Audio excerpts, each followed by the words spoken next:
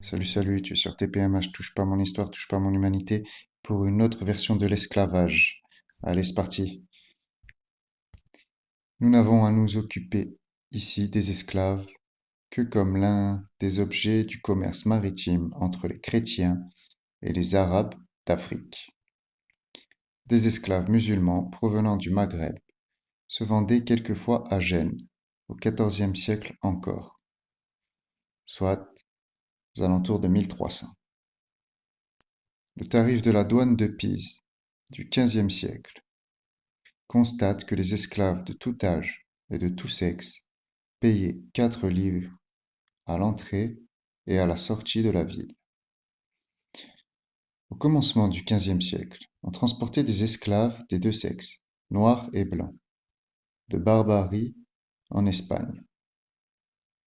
On sait qu'à une époque bien antérieure, le Maghreb, comme l'Égypte, fournissait au service des hommes riches d'Orient des mulâtresses et de jeunes esclaves européens, c'est-à-dire chrétiens.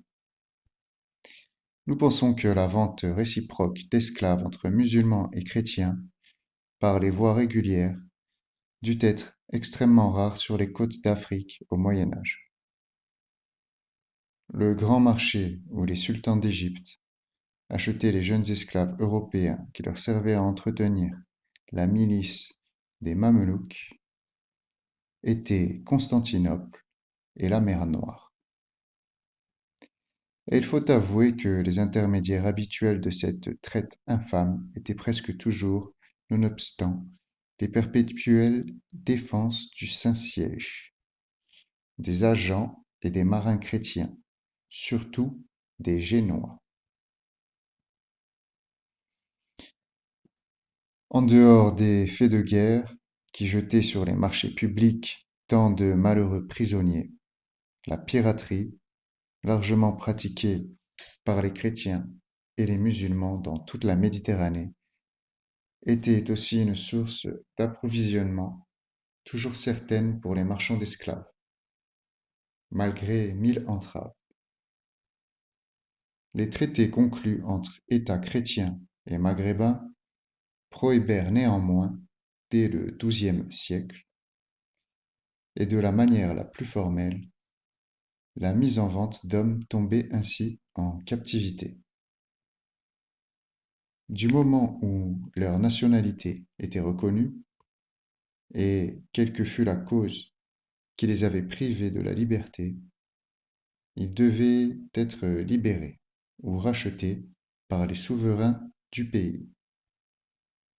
L'exécution de ces engagements rencontrait des difficultés, mais les obligations réciproques contractées à cet effet par les émirs arabes et les princes chrétiens sont très expresses.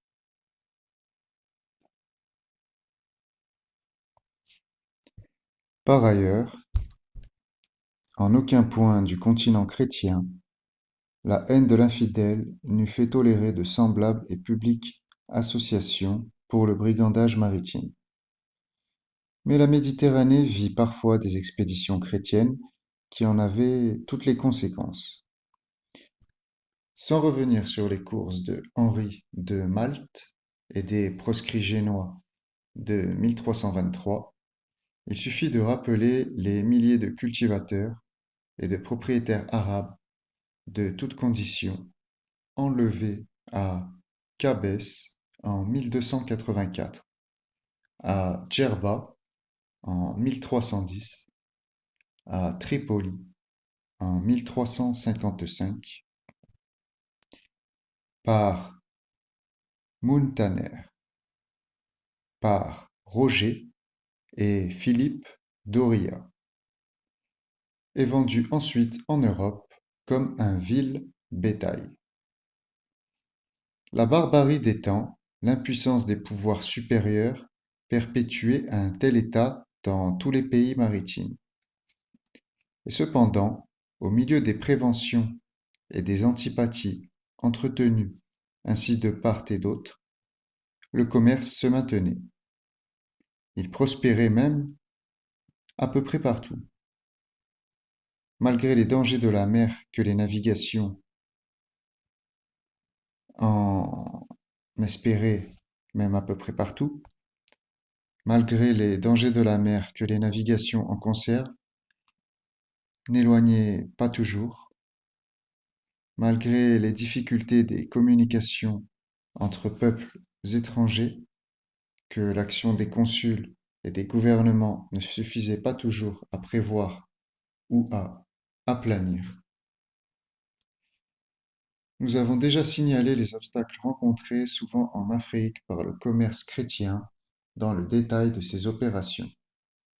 Nous devons les rappeler de nouveau quand l'occasion s'en présente.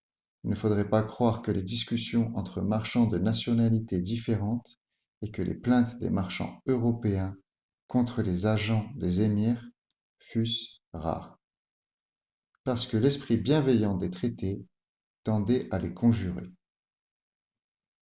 En recherchant et en divulguant sans ménagement tout ce que nous pouvons savoir des conditions faites aux chrétiens en Afrique, sous les Arabes, nous sommes assurés qu'un avantage suffisant restera à cette époque en comparaison du régime qui lui succéda.